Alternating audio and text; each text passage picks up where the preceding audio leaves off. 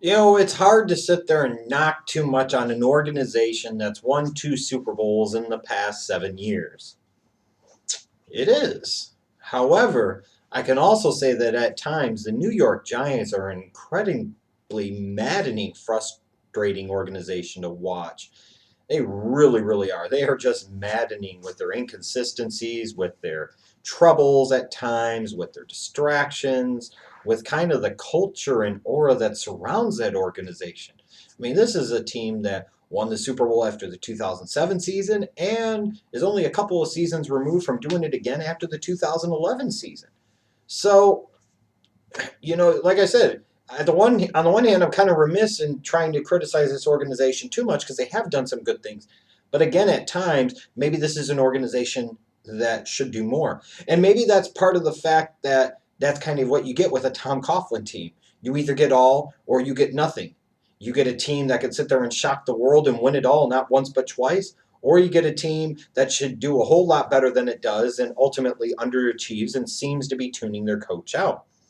And maybe 2014 will kind of be that watershed kind of telltale season for the New York Giants organization. I think there's a very distinct possibility that if it doesn't go well for the Giants, that it could be Tom Coughlin's last year in New York, and maybe it is time. He has brought a lot of good things, yes, but maybe it is time. We'll find out. But in terms of the Giants, and when I look at what happened in their 2013 season, they were hit hard, some by injuries, sure, bad offensive line play, injuries on both sides of the ball, terrible quarterback play by Eli Manning. But it goes deeper than that. I look at the fact that in the past 3 years, this Giants organization has really not done all that particularly well in the draft. I think you could say beyond question, the best pick that they've made in the past 3 years might be Prince Amukamura, their first round pick at corner out of Nebraska in 2011. And even he, if you classify him as a big hit, I don't know. But he's probably the best of the bunch. But then you look at some of the big misses they've had, like second round defensive lineman Marvin Austin out of North Carolina a couple of years ago. Their first round pick, David Wilson out of Virginia Tech. I don't care what excuse you want to give, but this talks again about what the Schleg Daddy has said before. Don't take those Virginia Tech running backs high. You will be disappointed. See Kevin Jones. See Andre Williams. See David Wilson. See Lee Suggs. Stay away from those Virginia Tech running backs. It's not going to do you any good. I promise you. I promise you. And maybe other organizations in the National Football League are starting to heed that message. But they also have a lot of questions, too. Their first round pick from this past year, Justin Pugh. He played well at moments, but what's ultimately going to be his position? His feet are great, but his arms might be too short to play left tackle. Again, his feet are great, but is he a powerful enough blocker on the outside to be a right tackle? Do you want to waste his athleticism at left guard or right guard? So you've got a guy that's talented that they surprise people by taking in the first round where they did at pick number 19, and maybe you sit there and you say, "Oh, where are you going to play this guy long term?" Question again. Ruben Randall, their second round pick from 2012, showed some flashes last year, yes, but was also maddeningly frustrating to watch at times too, with inconsistency, with drops, with poor decisions on his option routes, what have you.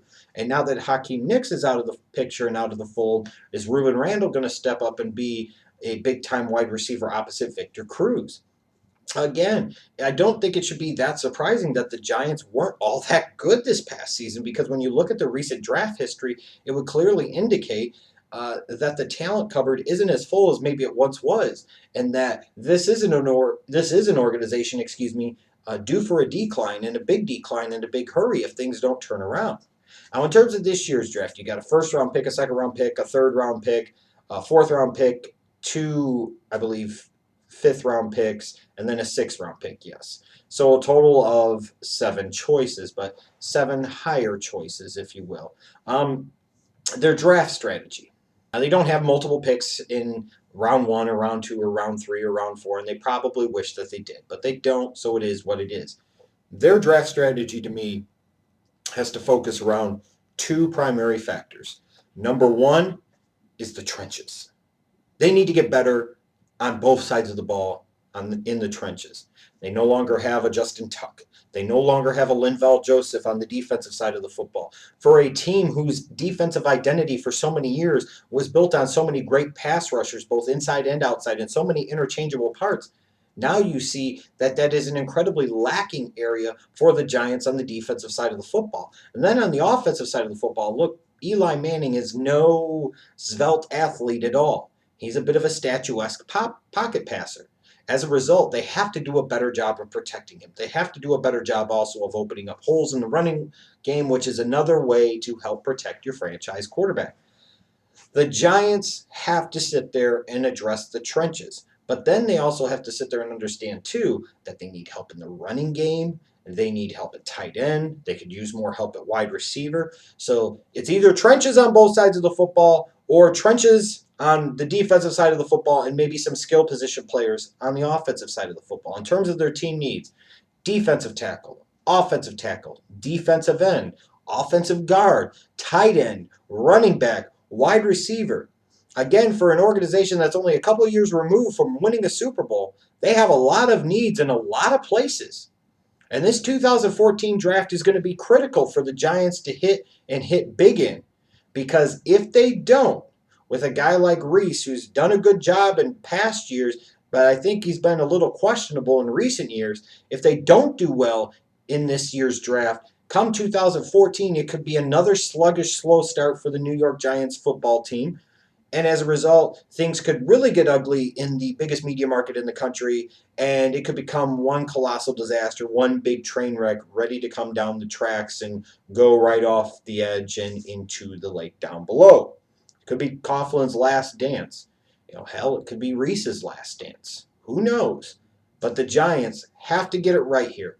And if Eli is still going to be their guy for a few more years, they have to do a better job of protecting him. That both comes with the offensive line and giving him better options at tight end and wide receiver and running back. And if they're going to still want their identity on the defensive side of the football to be those interchangeable pass rushing pieces, they must address that early and often in this draft as well. So many needs, so few picks. It will be important, if nothing else, for whatever the Giants do to strike big and strike big a lot in the 2014 NFL Draft.